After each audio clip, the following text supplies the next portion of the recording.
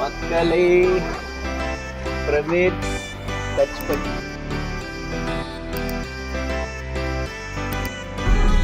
ஐயோ ஏதோ பண்ண போறாரு மட்டும் தெரியுது. ஐயோ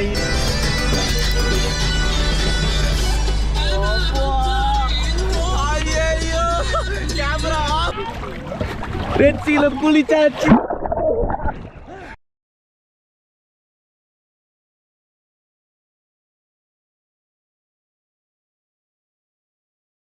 ஹலோ மக்களே, வெரி குட் மார்னிங்.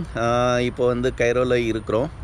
ஸோ இந்த வீடியோ ஸ்பெசிஃபிக்காக பார்த்தீங்கன்னா like visa requirements Indian passport ஹோல்டர்ஸ்க்கு வந்துட்டு ஈஜிப்ட் பற்றி அண்ட் ஈஜிப்டோட வீசா வந்து எப்படிலாம் அப்ளை பண்ணலாம், இல்லை என்னெல்லாம் நாங்கள் வந்து ப்ராப்ளம் ஃபேஸ் பண்ணோம். ஸோ அந்த மாதிரி விஷயங்கள் வந்து சொல்ல போகிறோம். இது வந்து ஈஜிப்ட் யாரெல்லாம் பிளான் பண்ணுறீங்களோ, இன் ஃப்யூச்சர் யாரெல்லாம் பிளான் பண்ணுறீங்களோ சீரியஸாக இந்த வீடியோ வந்து ரொம்ப ஹெல்ப்ஃபுல்லாக இருக்கும்.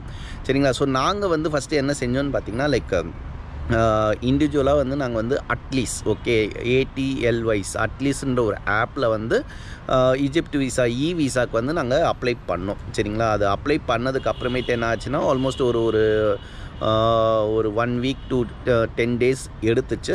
ஸோ அதுக்கு ஃபீஸ் பார்த்திங்கன்னா லைக் சம்திங் அரௌண்ட் 2000 ருபீஸோ என்னவோ பே பண்ணோம், 2500 என்னவோ பே பண்ணோம். அண்ட் ப்ராசஸிங் ஃபீஸ் பார்த்திங்கன்னா 1000 ருபீஸ் அவங்க அட்லீஸ்ட்க்கு. தந்த டாக்குமெண்ட்ஸ் பாஸ்போர்ட் காப்பி அண்ட் நம்மளோட பாஸ்போர்ட் சைஸ் ஃபோட்டோ, இது 2 தான் தந்தோம். ஸோ நமக்கு ரெகுலராக மெசேஜஸ் வரும். அண்ட் ஒரு சர்டன் ஸ்டேஜில் வந்துட்டு எல்லாமே அப்ரூவ்டு அப்படின்னு சொல்லிட்டு உங்களுக்கு வீசா வந்து விசா வந்து நமக்கு இதாகிடும், லைக் ஜென்ரேட் ஆகிடும். ஆனால் ஈஜிப்டில் வந்து ஒரு பெரிய லைக் இன்னொரு இன்ஃபர்மேஷன் என்னென்னா லைக் வி நீட், அதாவது நம்ம அங்கே போகிறோம் அப்படின்னா இன்விடேஷன் லெட்டர்ஸ் வேணும். அதாவது இங்கே இருக்கிற ஒரு லோக்கல் டூர் ஏஜென்சிஸ் வந்து ஒரு இன்விடேஷன் லெட்டர்ஸ் மாதிரி நமக்கு தரணும். ஸோ அது பார்த்திங்கன்னா அட்லீஸ்ட்டில் எங்களுக்கு வந்துடுச்சு. வந்ததுக்கு அப்புறமேட்டு பார்த்திங்கன்னா லைக் வித்தின் ஒரு 1 வீக்கில் வந்து அந்த ஜெட் இன்டர்நேஷ்னல் அப்படின்றவங்களுக்கும் அட்லீஸ்ட்க்கும் இருந்த டேர்ம்ஸ் அண்ட் கண்டிஷன்ஸ் பார்த்திங்கன்னா லைக் டெர்மினேட் ஆகிடுச்சு. ஸோ அதனால் அவங்க வந்து ஃபேஸ்புக்கில் கிளியராக போட்டாங்க, இதுக்கு மேலே நாங்கள் வந்து இன்விடேஷன் லெட்டர் தரல அப்படி. ஸோ அதுக்கப்புறம் நிறைய ஃபாலோஅப்ஸ் பண்ணோம். திரும்ப அவங்க இன்னொரு லெட்டர் தந்தாங்க. பட் அப்படி ஒரு இதுவே இல்லை, டூரே வந்து ஈஜிப்ட்ஸில் இல்லை.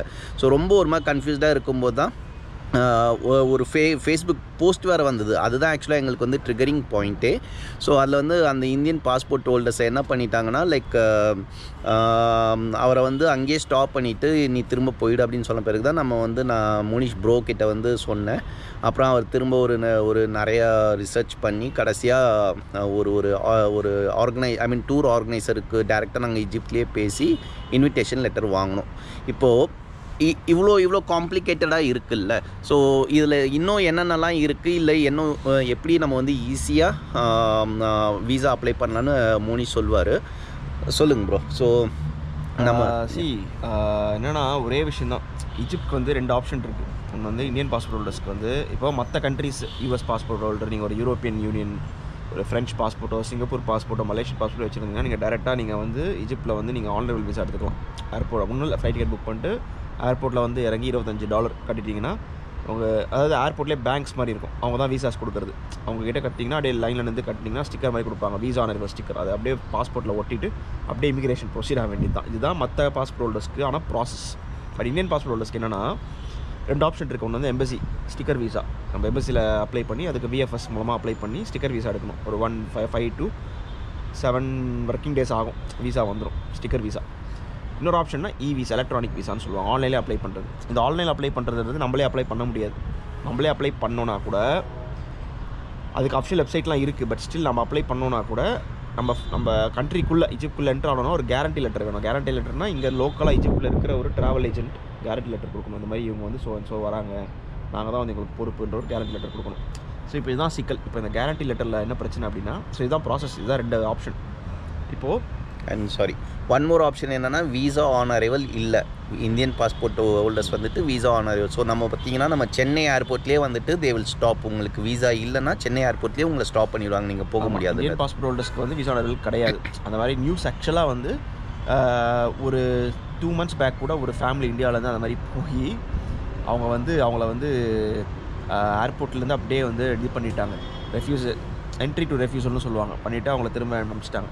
ஸோ இப்போ நீங்கள் என்ன பண்ணணும் அப்படின்னா ஈஜிப்ட் போகிறதுக்கு, ஸோ ஒன்று வந்து எம்பசியில் அப்ளை பண்ணிக்கோங்க. எம்பசியில் அப்ளை பண்ணிங்கன்னா ஸோ லைக் எல்லாம் டாக்குமெண்ட்ஸ்லாம் கொடுக்கணும், லைக் பேங்க் ஸ்டேட்மெண்ட்டு. நம்மளது எம்பசி சென்னையில் எங்கே இருக்குது ப்ரோ? இல்லை, எம்பசியில் விஎஃப்எஸ் மூலமாக விஎஃப்எஸ் ஆன்லைன் விஎஃப்எஸ் நீங்கள் விஎஃப்எஸ் குளோபல் ஈஜிப்ட்னு போட்டாலே வந்துடும். சரி, விஎஃப்எஸ்ன்றது நம்ம ஷெங்கன் விசா மற்ற எல்லா கண்ட்ரீஸ்க்கும் வந்து அது மூலமாக தான் அப்ளை பண்ணணும். அவங்க வந்து ஒரு மிடில்மேன் மாதிரி.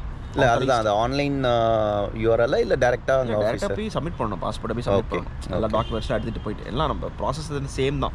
ஒரு ஷெங்கன் விசாவோ இல்லை இதுக்கெல்லாம் அப்ளை பண்ணுறோமோ அதே சேம் ப்ராசஸ் தான். பேங்க் ஸ்டேட்மெண்ட், பே ஸ்லிப்ஸ் எல்லாம் எடுத்து போய் கொடுத்தீங்கன்னா அது இது ஒரு ப்ராசஸ். ஓகே, பட் நீங்கள் இ விசா எடுக்க போகிறீங்க அப்படின்னால் இட்ஸ் ஆல்வேஸ் பெட்டர் டு நீங்கள் என்ன வெப்சைட் நீங்கள் அட்லிஸ்ட் மாதிரி வெப்சைட்டில் அப்ளை பண்ணி இதோட நீங்கள் அப்ளை பண்ணிக்கலாம், அது ப்ராப்ளம் கிடையாது.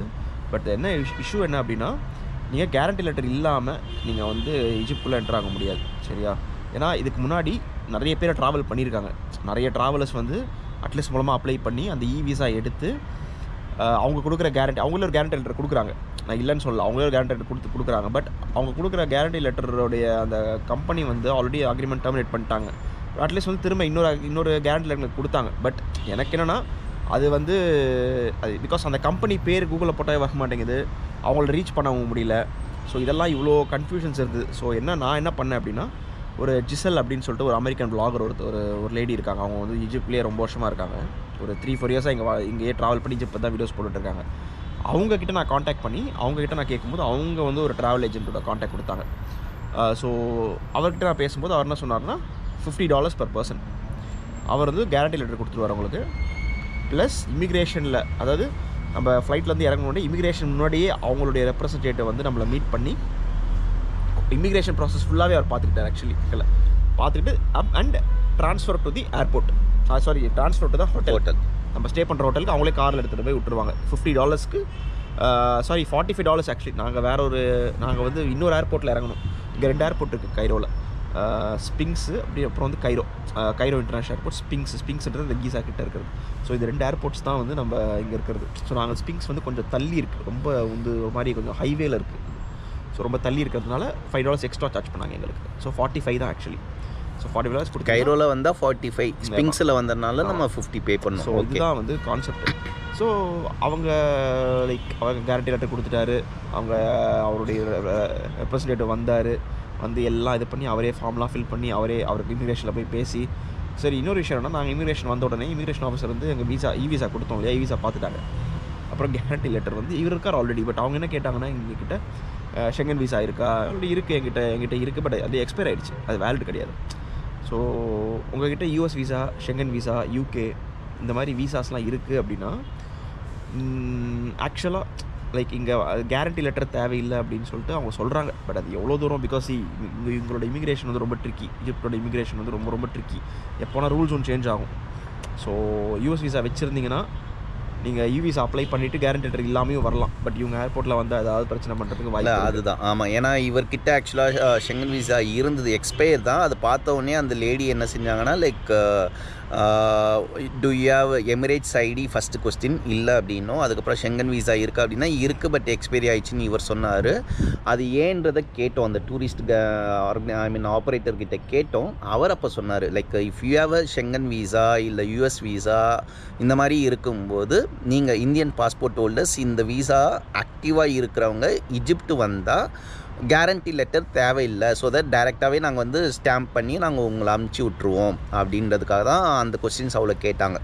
நாங்கள் வேறு மாதிரி நினச்சோம். பட் ஆனால் இதுதான் ஆக்சுவல் ரீசன்ஸு. ஸோ இப்போது அவங்க வந்து ஒரு எக்ஸ்ட்ரா $15 வாங்கினாங்க இல்லை ப்ரோ? ஆமாம். அது என்னென்னா இவங்க வந்து ஸ்டாம்ப் இதுவும் ஆக்சுவலாக புதுசாக தான் இருந்துச்சு. ஏன்னா யாருமே அதை பற்றி ஆன்லைனில் நியூஸும் இல்லை. இது எதாவது புதுசாக ரூல் போட்டிருக்காங்கன்னு எங்களுக்கும் தெரியல.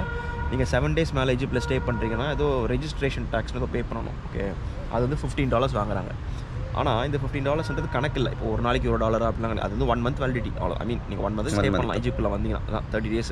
உங்கள் இ விசா வந்து 90 days வேலிடிட்டி இருக்கும். 30 days நீங்கள் ஸ்டே பண்ணலாம் ஈஜிப்டில். ஸோ இதுதான் கான்செப்ட்டு. இல்லை அதுதான். ஸோ ஆக்சுவலாக நீங்கள் வந்து பிலோ 7 days ஆர் பிலோ 7 daysக்கு வந்துட்டு உங்களுக்கு வந்து இந்த ஃபீஸ் வாங்க மாட்டாங்க.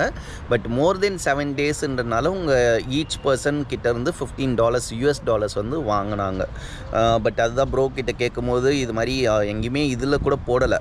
இன்ஃபேக்ட் கூகுளில் கூட நிறைய முன்னாடி போன ட்ராவலர்ஸ் கூட யாருமே அதை பற்றி இந்தியன் ட்ராவலர்ஸ் யாருமே சொல்லலை. ஸோ அதனால் இட்ஸ் வெரி நியூ இது. ஏன்னா நான் ஸ்பிங்ஸில் மட்டும் இல்லை, எங்கள் இன்னொரு ஃப்ரெண்ட் வந்து கைரோ ஏர்போர்ட்டில் இறங்கினார், அங்கேயும் வாங்கியிருக்காங்க டேக்ஸ். இதே மாதிரி நான் நினச்சேன் ஸ்பிங்ஸ் ஏர்போர்ட்னால தான் வாங்குறாங்கன்னு நான் நினச்சேன். But that's not the case, அங்கேயும் வாங்கியிருக்காங்க.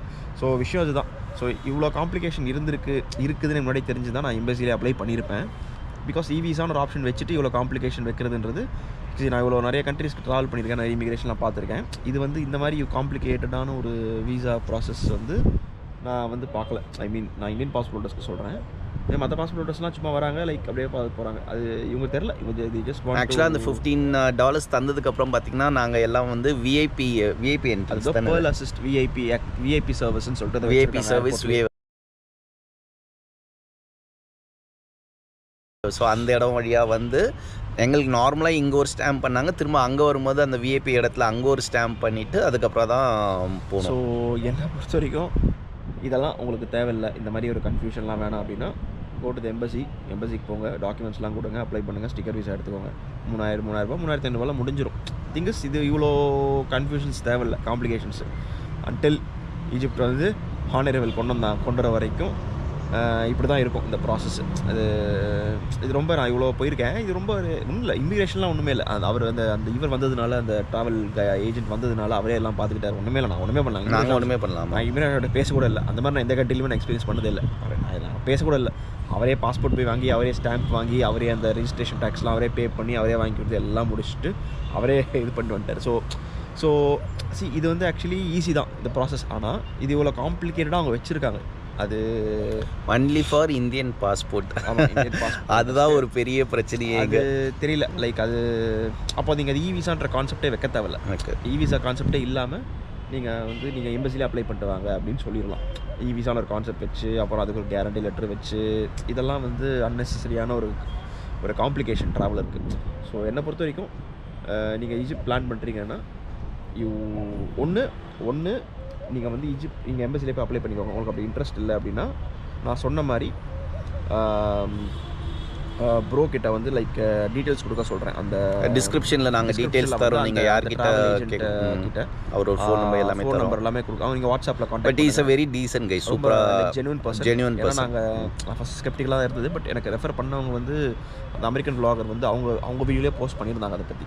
ஸோ அவங்க கொடுத்ததுனால நான் வந்து அதை வந்து ரொம்ப ஜென்யூனாக இருந்துச்சு. லைக் 2 days ட்ராவலுக்கு முன்னாடி அவங்க கரெக்டாக எனக்கு மெசேஜ் பண்ணி இந்த டைம் வரும்னு சொல்லிட்டு கரெக்டாக அனுப்பிச்சிட்டாங்க ஆளலாம். ஸோ கரெக்டாக வந்துட்டார். நாங்கள் ஃப்ளைட் வரதுக்கு முன்னாடியே அவர் போர்டு வச்சுட்டு ரெடியாக ரெக்கார்ட் வச்சுருந்தாங்க. ஸோ பட் உங்களுக்கு வேணும் அப்படின்னா நீங்கள் அவர்கிட்ட காண்டாக்ட் பண்ணுங்கள்.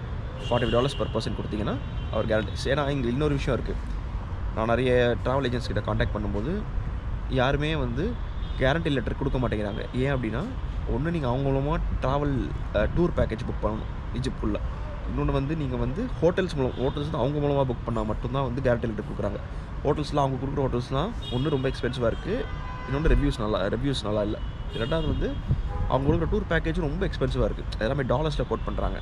நம்ம தனியாக போனாவே ரொம்ப சீப்பான கண்ட்ரி ஈஜிப்ட் வந்து ரொம்ப சீப் ஃபுட்டு. சரி இல்லை ப்ரோ, ஆனால் இன்னொன்று இருந்தது ப்ரோ, அது பேர் என்ன, ஐயோ வந்தோம் ஏதோ ஒன்று சொன்னாங்க ப்ரோ, நான் மறந்துட்டேன். சரி நீங்கள் சொல்லுங்கள். நான் இதுதான் விஷயம். இதுதான். ஸோ என்னென்னா அந்த டிஸ்கிரிப்ஷனில் கொடுக்குறோம். ஸோ அவர் ஞாபகம் வந்துச்சு. அந்த க்ரீட்டிங் இது இன்விடேஷன் லெட்டர் இருக்குல்ல, அது வந்து அவங்க அரபிக்கில் இருக்கணும்னு எதிர்பார்க்குறாங்க. சரிங்களா? நம்ம இது இமிக்ரேஷன் ஆஃபீஸர்ஸ் வந்து அது வந்து அரபிக்கில் இருக்கணும்னு எதிர்பார்க்குறாங்க. நம்மால் எங்கள் ஆப்ரேட்டர் என்ன பண்ணிட்டாரு, இங்கிலீஷில் டைப் பண்ணி வந்துட்டார். ஸோ அதை வந்து திரும்ப அங்கேயே உட்காந்து ஏதோ சம்திங் எழுதுனாங்க. அது என்னென்னலாம் நமக்கு தெரியலை. வந்து அரபிக்கில் எழுதி கொடுத்தாரு.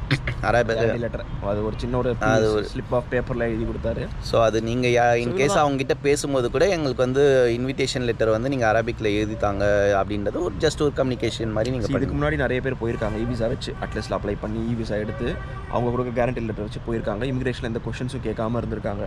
பட் இப்போ ரீசெண்ட் டைம்ஸில் இந்த லாஸ்ட் 1 monthல நிறைய கொஷின்ஸ் வந்து லைக் இமிகிரேஷன் நிறைய இஷ்யூஸ் வந்துகிட்டு இருக்குது இந்தியன் பாஸ்போர்ட் ஹோல்டர்ஸ்க்கு. ஸோ அது அந்த ரீசன்னால தான் இந்த வீடியோவே மெயினாக இந்த டீட்டெயில்டாக நாங்கள் சொல்லியிருக்கிறோம். இதை மீறி எம்பசிக்கு போவேனா, எனக்கு வந்து எம்பசிக்கான டைம் இல்லை அப்படின்னு நீங்கள் நினச்சிங்கன்னா அட்லீஸ்ட் லைவ் விசா அப்ளை பண்ணிக்கோங்க. நான் சொல்கிற இவங்க கொடுக்குற அந்த நாங்கள் ட்ராவல் ஏஜென்ட் எடுத்தோம் இல்லையா, அவருக்கு மூலமாக அவர் வாட்ஸ்அப்பில் காண்டாக்ட் பண்ணி நீங்கள் வந்து அது பேர் மீட் அண்ட் க்ரீட்னு சொல்லுவாங்க. It includes guarantee letter, includes immigration assistance, transfer to the hotel. இந்த 3மே அவர் பார்த்துப்பாங்க. ஸோ நீங்கள் ஈஜிப்ட் பிளான் பண்ணுறீங்கன்னா, ஈஜிப்ட் வந்து உண்மையாகவே ரொம்ப இன்ட்ரெஸ்டிங்கான கண்ட்ரி தான். People are very friendly. Indians அவங்க ரொம்ப நல்லா ட்ரீட் பண்ணுறாங்க. இந்தியன்ஸ் வந்து they have huge respect for Indians.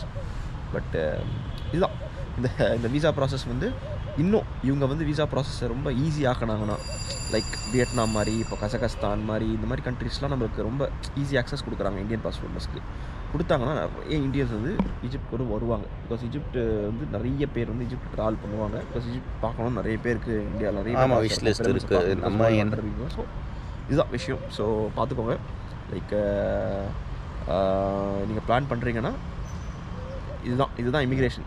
It was very very simple process at the airport. ஆனால் அதுக்கு பின்னாடி இவ்வளோ காம்ப்ளிகேஷன்ஸ் இருக்குது. ஸோ அதுதான் விஷயம். ஸோ தேங்க்யூ மக்களே. இந்த வீடியோ பார்த்துட்டு உங்களுக்கு என்ன கமெண்ட்ஸ் தோணுதோ நீங்கள் போடுங்க. எனக்கு தெரிஞ்சதை கண்டிப்பாக நான் ரிப்ளை பண்ணுறேன் நான். So thank you so much.